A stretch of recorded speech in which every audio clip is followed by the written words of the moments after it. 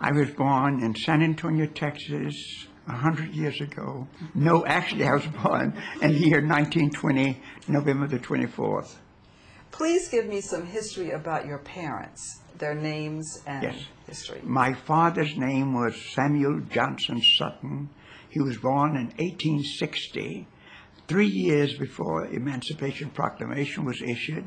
He was born in Richmond, Virginia, and only recently I've come to discover we always thought that the slave master we were told that a slave master sent my father to Texas with an older sister to buy land and educate my father. But we discovered some 12 years ago that instead of that, my grandfather, that we'd never known, was a freed slave who was a barrel maker in Virginia and was one of the first 6 to develop a black bank. My mother came from New Orleans, Louisiana, and we don't know anything about her except that we knew that I had an experience. I had read something with regard to my mother's sisters, and I wondered why the mother's sisters never were in touch with us. But since my mother was a Creole and white as the driven snow, and my father was black as a coal, I thought this was an interesting marriage, and I think that was the reason that my sisters, my aunts, never visited my sister. So I went to a home, and I knocked on the door, and I was in Prairie View at that time. I guess I was all of 19 years of age. And when the lady came to the door, I said, I tried to stick my foot in the door, and I said, I am Lillian Smith's son, your sister's son. And she said, we don't have a sister.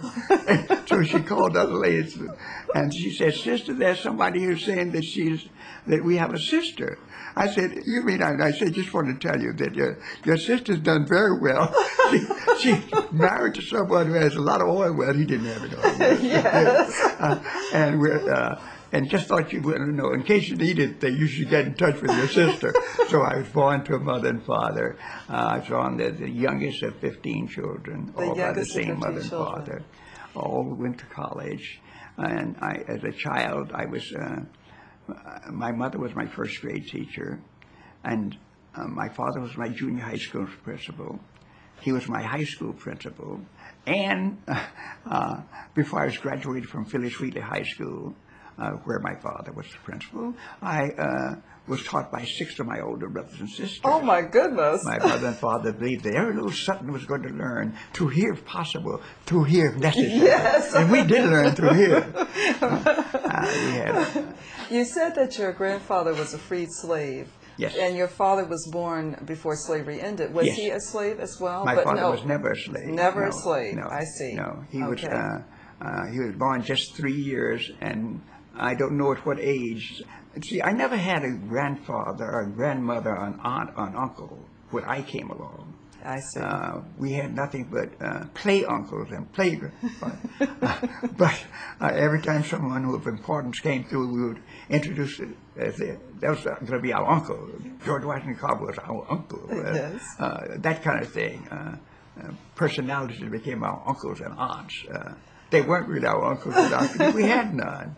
And the reason is that in slavery, wherever my brothers, my father's brothers, or my sisters were sold as slaves. Mm-hmm. I see. It is an interesting progression, though, for your grandfather to go from being a freed slave to being an entrepreneur. Yes. And to be one of the founders. Yes, that's what I'm told. Yes. Yes. That is quite. And your father was an entrepreneur as well? Yes, we were in addition to being an educator? We were in a number of businesses. We were in the undertaking business, and since we were in the undertaking business, my father and mother said, well, why don't we own the cemetery? So we owned the cemetery. And since we need chemicals, why don't we make the chemicals?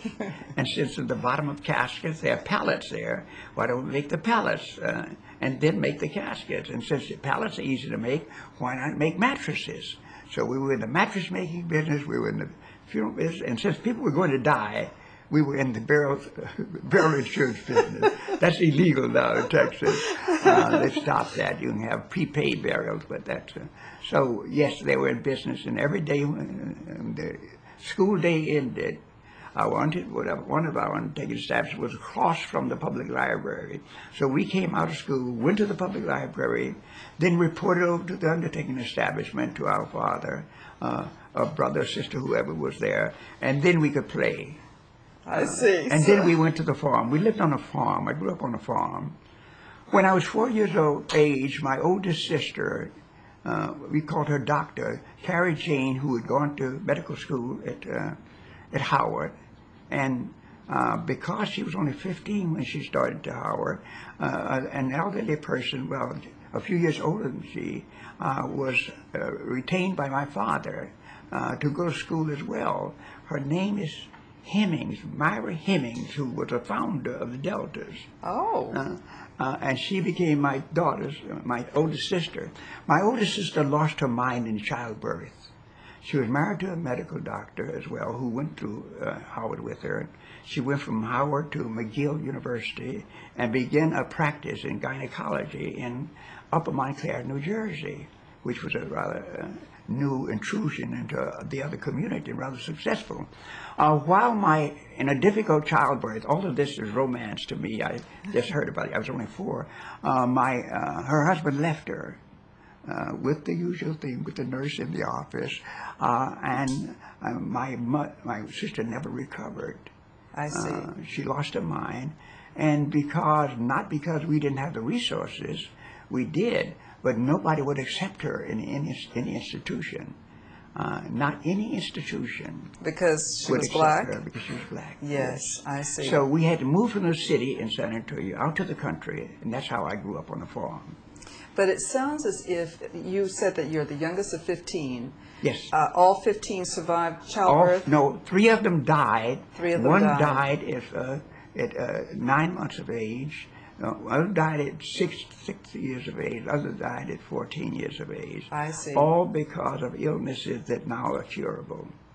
But then it sounds as if education was very important. That was a common thread throughout your family. My father used to go away every year, and we used to get angry with him because he'd go away to graduate school every year. He'd go to Colorado, he would go to California, he would go and one of us that was nice because whoever did best in school could travel with him. I see. When my mother traveled there to meet with him, this was towards the end of the session. But we thought he was lazy also. He wanted to get away from all the kids. He never picked any cotton. He was the overseer. I never saw my father do one day's work in the fields. But he monitored all of us, and our reward for working hard in the fields was that we could have lemonade. Oh. I saw my sisters come back from college. Most of us went to Fisk or Wiley and did graduate thing at Columbia University Teachers College. But I would see them come back and come to the farm. I know that each one of them was happy when they got married because they had to come to the farm. I would see that. I called her my really pretty sister, Honey. We called her Honey. She was so beautiful. I saw Honey wrap things around her face so you could only see her nose and her mouth to keep from getting the sun on her, and going out to that field and chopping the leaves and doing all of that. My father was a dictator. Yes. A benevolent dictator, A benevolent if you will. dictator. Yes. But it sounds like, what do they call it? Vertical entrepreneurship? You talked about. Oh, yes. You mean yes. One thing flowed into the other. Yes, exactly. Now, we owned a lot of land in Texas. We think we're the only ones who own land in oil country who never got an oil well. We had tenants who worked some of our land who on their own land yes. struck oil. Yes. But we didn't. I remember I was in Prairie View and the year was 1936. Black people were having oil struck on their land from 1932 to 1940. And there was a lot of land owned by black people in Texas. I remember this man coming to a graduation for his daughter. His name was Wells. And I knew the daughter. I was not in her class, but I remember he came and he had this very interesting suit on, and he had these shoes that are now in fashion with blunt toes, and he would introduce himself. My name is Dick Weld, on 40 oil wells. That was his introduction. He came with a white chauffeur in this touring Ford car, and many of these same people worked our lands. But they had oil. But They had oil while they were working for us. We'd never hit anything.